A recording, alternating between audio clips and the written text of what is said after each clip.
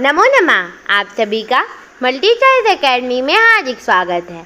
आज हम एनसीईआरटी कक्षा 7वीं की संस्कृत पाठ्य पुस्तक से अध्याय 3 स्वावलंबनम का अभ्यास पढ़ने जा रहे हैं। अगर आप हमारे चैनल पे नए हैं तो हमारे चैनल को सब्सक्राइब करना ना भूलें और अगर आपको यह वीडियो अच्छा लगे तो लाइक अवश्य करें। इस पाठ का अभ्यास शुरू करने से पहले मैं आपको एक चीज़ बताना चाहूँगी। वह यह है कि हमने इससे पहले वीडियो में इस पाठ का वाचन किया था और उसका अर्थ समझाया था। अगर आपने वह वीडियो नहीं देखा है तो आप उससे पहले देखें, तो उससे आपको यह और अच्छे से समझ में आएगा। जो वीडियो की लिंक है वह डिस्क्रिप्शन बॉक्स में दी हुई है। तो चलिए इसका अभ्यास अब शुरू करते हैं। प्रश्न 1, उच्चारणम कुरुत। अब इसमें हमें उच्चारण करके बताना है, तो चलिए शुरू करते हैं।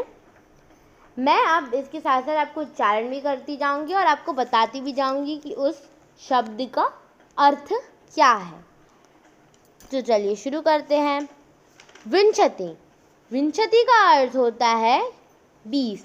जो ये उच्चारणम कुरुत में जितने भी शब्द दिए गए हैं ये सारे संख्यावाचक शब्द हैं और आपको यह पूरी गिनती यानी 1 से 100 तक की जो काउंटिंग होती है वह आपके बुक के पीछे भी मिल जाएगी। बुक के पेज नंबर है 105 और 106 और 107। इसमें आप पूरी गिनती 1 से 100 तक देख सकते हैं और संस्कृत में क्या कहते होते वह लिखा हुआ है, तो आप उधर से याद भी कर सकते हैं। तो चलिए अभी जो हमारे पाठ में उच्चारण करने के लिए दिए गए हैं वह हम उसका उच्चारण करते हैं। विंशति का अर्थ होता है 20। द्वाविंशति का अर्थ होता है, हाँ आपने सही समझा, द्वाविंशति का अर्थ होता है 22 यानी 22। चतुर्विंशति यानी 24 जिसको इंग्लिश में बोलते हैं 24। पंचविंशति यानी 25 जिसको इंग्लिश में बोलते हैं 25। अष्टाविंशति यानी 28 28। नवविंशति यानी 29 या फिर 29। त्रिंशत यानी 30।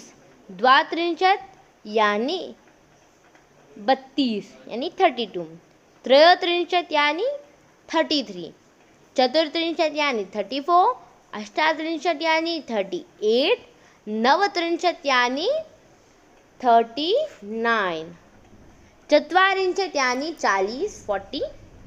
द्विचत्वारिंशत यानी 42। त्रयश्चत्वारिंशत यानी 43। चतुश्चत्वारिंशत यानी 44। सप्तचत्वारिंशत यानी 47 और पंचाशत यानी कि 50 यानी 50। प्रश्न 2, अधोलिखितानां प्रश्नानाम् उत्तराणि लिखत। नीचे दिए गए प्रश्नों के उत्तर लिखने हैं पूर्ण वाक्य में। कस्य भवने सर्वविधानि सुखसाधनानि आसन्। उत्तर, श्रीकंठस्य भवने सर्वविधानि सुखसाधनानि आसन्। इसमें पूछा गया है कि किसके घर में, किसके भवन में हर तरह की सुख सुविधा उपलब्ध थी, तो किसके, श्रीकंठ के घर में हर तरह की सुख सुविधा उपलब्ध थी। कस्य गृहे कोऽद्यापि भृता नास्ति। किसके घर में कोई भी नौकर नहीं था। किसके घर में नहीं था, हाँ कृष्णमूर्ते गृहे कोऽद्यापि भृता नास्ति। आप इधर कर्मकारा भी लिख सकते हैं, कृष्णमूर्ते गृहे कोऽद्यापि कर्मकारः नास्ति या कोऽद्यापि भृता नास्ति, दोनों लिख सकते हैं। श्रीकंठस्य आतिथ्यं किया कुर्वन्। श्रीकंठ का अतिथि संस्कार किसने किया। श्रीकंठस्य आतिथ्यं कृष्णमूर्ते पित्रा अकुर्वन्। तो आप ये भी लिख सकते हैं या फिर श्रीकंठस्य आतिथ्यं कृष्णमूर्ते माता पित्रा च अकुर्वन्, यानी माता पिता ने दोनों ने किया। आप ये भी लिख सकते हैं, दोनों सही हैं। सर्वदा कुत्र सुखम। हमेशा कहाँ सुख मिलता है, सर्वदा स्वावलंबनम सुखम। श्रीकंठः कृष्णमूर्ते गृहं कदा अगच्छत्।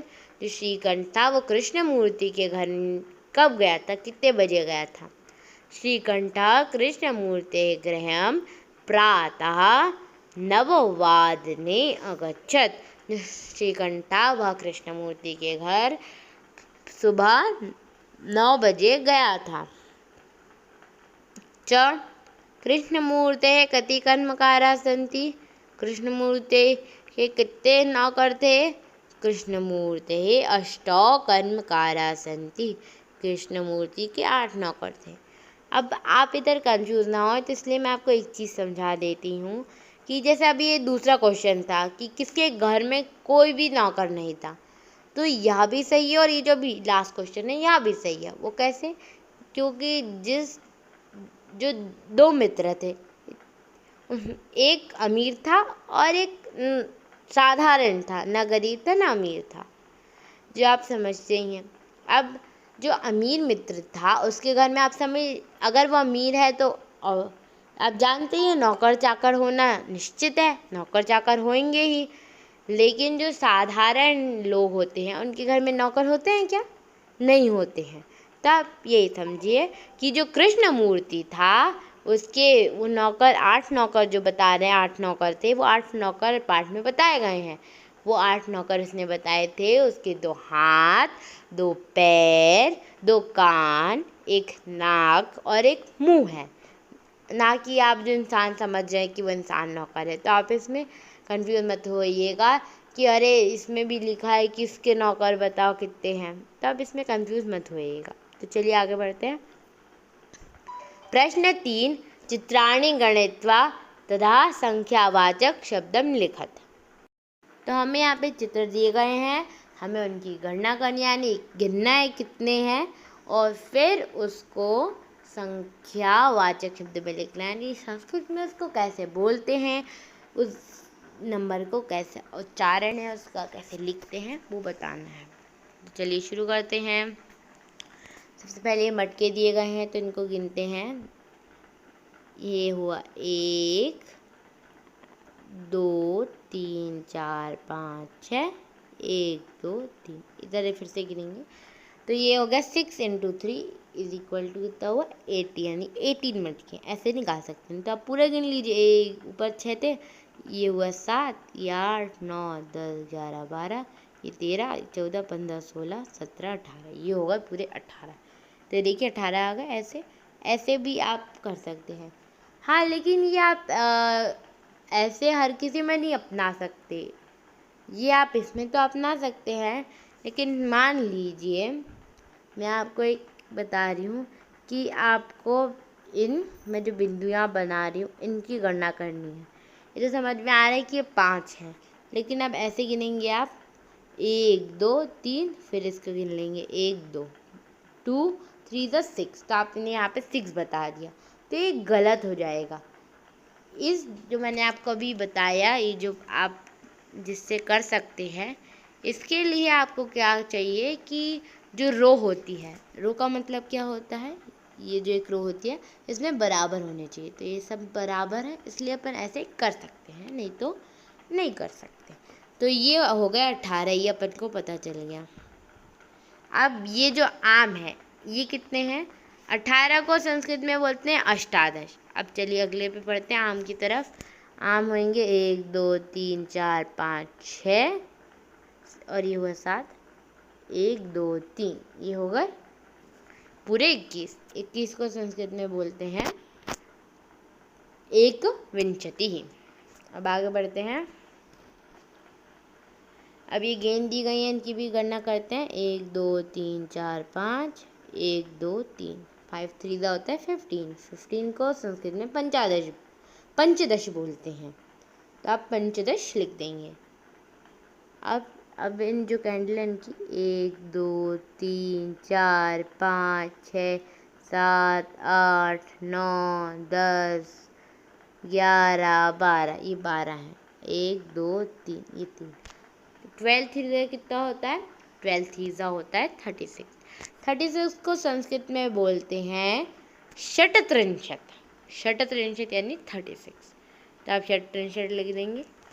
ये है चतुर्विंशति। अब चतुर्विंशति गिन लेते हैं कैसे? 1 2 3 4 5 6, 1 2 3 4, ये हो गई। ये पूरी कितनी हो गई? 6 4 ज़ा 24, 24 को संस्कृत में चतुर्विंशति बोलते हैं। अब चलिए इन पत्तों को गिन लेते हैं। 1 2 3 4 5 6 7 8 9 10 11, 1 2 3, 11 3 ज़ा 33 होता है। 33 को संस्कृत में बोलते हैं त्रयोत्रिंशत्। तब चलिए आगे बढ़ते हैं। आगे है मंजूषाता अंडकानां कृते पदानि चिन्ह। हमें जो मंजूषाता दिए इससे हमें भरना है इनमें। 28 को बोलते हैं अष्टाविंशति, 30 को त्रिंशत्, 27 को सप्तविंशति, 31 को एकत्रिंशत्, 24 को चतुर्विंशति, 50 को पंचाशत् और 40 को चत्वारिंशत्। अब प्रश्न 5, चित्रं दृष्ट्वा मंजूषाता पदानि च प्रयुज्य वाक्यानि रचयेत्। अब चित्रों को देख के, यानी जो 3 चित्र दिए गए हैं इनको देख के और जो मंजूषाता है उसमें जो पद यानी शब्द दिए गए हैं उनको प्रयुज्य यानी उनका उपयोग करके हमें वाक्य बनाने हैं। तो चलिए शुरू करते हैं वाक्य बनाना। पहला चित्र में क्या कर रहा है, एक किसान 2 बैलों के साथ हल जोत रहा है, यानी जोतने वाला काम कर रहे थे। यहाँ लिखेंगे एषः कृषकः क्षेत्रं कर्षयति। अब यहाँ पे एषा क्योंकि एक है, कृषका तो एक ही है इसलिए कृषका ही बसा है। और फिर कर्षयति यानी जो क्रिया लग रही है उसका भी आपको ध्यान रखना है कि किस में लग रही है। प्रथम पुरुष का एक वचन लग रहा है। ठीक, अब ख यानी अब अगला वाक्य क्या बनेगा, यहाँ पे 2 किसान क्या कर रहे हैं, हल से यानी जो खुदाल होता है उससे खोद रहे हैं।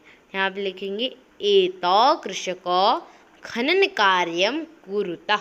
अब यहाँ पे देखिए उसी का, अगर आप किसी थर्ड पर्सन के बारे में बात करें तो आप हमेशा प्रथम पुरुष ही यूज़ करेंगे क्रिया में, और फिर उनकी गिनती के हिसाब से आप वचन लेंगे। तो पहले एक किसान था तो एक वचन का यानी कर्षयति लिया था कि एक ही इंसान क्रिया कर रहा है, लेकिन अब 2 इंसान कर रहे हैं तो अब क्या हो जाएगा, अब दो हो जाएंगी, द्विवचन आ जाएगा, कुरुतः हो जाएगा।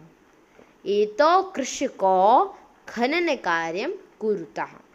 अब जो तीसरा चित्र है उसमें बहुत सारे किसान क्या कर रहे हैं, रोपने वाला कार्य कर रहे हैं। उसको बोलेंगे एते कृषका धान्यम रोपयन्ति। धान्य यानी कि धन, धान्य यानी आप धन्य ना समझिए, धान का अर्थ होता है फसल उगा रहे हैं या फिर अनाज उगा रहे हैं, इस प्रकार से। प्रश्न 6, अधोलिखितान समय वाचकान अंडकान पदेषु लिखत। अब इसमें भी हमें समय बताना है। इसमें बाद में तो वादनम लगेगा कि बजे हैं, आप जैसे समझ लीजिए, और आगे लगेंगी शब्द यानी गिनती, जैसे बोल सकते हैं 7 बजे है तो सप्तवादनम, 2:30 हो रहा है ना तो सार्धद्विवादनम, 11 बज रहे हैं एकादशवादनम, 4:30 बज रहे हैं सार्धचतुर्वादनम। देखिए जब यानी 4:30 हो रहा है, अगर यानी आधा हो रहा है तो आपको सर्द, ये जो सर्द आगे का आपको ये शब्द इतना दिख रहा है, इतना शब्द, जो कि मैं आपको बताती हूँ, इतना शब्द जो दिख रहा है, ये चा नहीं, ये सर्द, इतना शब्द आपको उपयोग करना है जितना भी बजे। 4:30 बजे तो सर्द चतुर्वादनम। अब यहाँ पे जैसे देखिए बज रहा है 1:30 हो रहा है तो यहाँ पे सर्द एकवादनम, ऐसे करके। 5 बज रहा है तो पंचवादनम, 3:30 बजे तो सर्द त्रिवादनम, 9 बज रहा है नववादनम, 12:30 बज रहा है तो सर्द द्वादशवादनम, 8 बज रहा है तो अष्टवादनम, 7:30 बज रहा है तो सर्द सप्तवादनम, ऐसे करके लिखना है। चलिए आगे बढ़ते हैं। प्रश्न 7, मंजूषाता पदानि चित्वा रिक्त स्थानानि पूरयत। यानी कि जो ये बॉक्सेस में से शब्द उठा के इसमें भरना है। क षड् ऋतवः भवन्ति, कितनी ऋतुएं होती है? 6 ऋतुएं। ये देखिए यहाँ नीचे दिए गए हैं, 1 2 वसंत, ग्रीष्म, वर्षा, शरद, हेमंत, शिशिर, ये ऋतु हैं सारे, है ना। तो ये कितनी ऋतु होती है? 6 ऋतु होती हैं, और 6 को संस्कृत में षड् बोलते हैं। ख मासा द्वादश भवन्ति, द्वादश यानी 12, कितने? 12 मास होते हैं, है ना, 12 महीने होते हैं। ग एकस्मिन् मासे 30 अथवा 31 दिवसा भवन्ति, एक महीने में 30 या 31 दिन होते हैं। तो 30 को 63 बोलते हैं और 31 को 31 बोलते हैं। घ फरवरी मासे सामान्यत 28 दिनानि भवन्ति, यानी कि जो फरवरी मास होता है उसमें सामान्यतः यानी सामान्य 28 दिनानि होते हैं, यानी कि 28 दिन होते हैं। सिर्फ आप जैसे जानते हैं जो लीप ईयर होता है उसमें फरवरी में 29 दिन होते हैं, नहीं तो ऐसे 28 दिन होते हैं। ड मम शरीरे 2 हस्तौ स्तः, मेरे शरीर में 2 हाथ हैं। तो यहाँ यह अभ्यास पूर्ण होता है। आप ये अच्छे से पढ़ सकते हैं। ये ऋतुएं मासों के साथ दी गई हैं, आप आराम से इसे पढ़ सकते हैं। आज के लिए धन्यवाद। और अगर आपको इस तरह के वीडियो और चाहिए तो हमारे चैनल को सब्सक्राइब करना ना भूलें। और अगर आपको इस वीडियो से जो कुछ भी पढ़ने को मिला या कुछ भी अध्ययन या कुछ नया ज्ञान अर्जित करने को मिला तो इस वीडियो को लाइक करें। और अगर आपकी कोई समस्या है या आपको कुछ समझ में नहीं आया तो कमेंट बॉक्स में अवश्य लिखें, हम उसका उत्तर देंगे। धन्यवाद।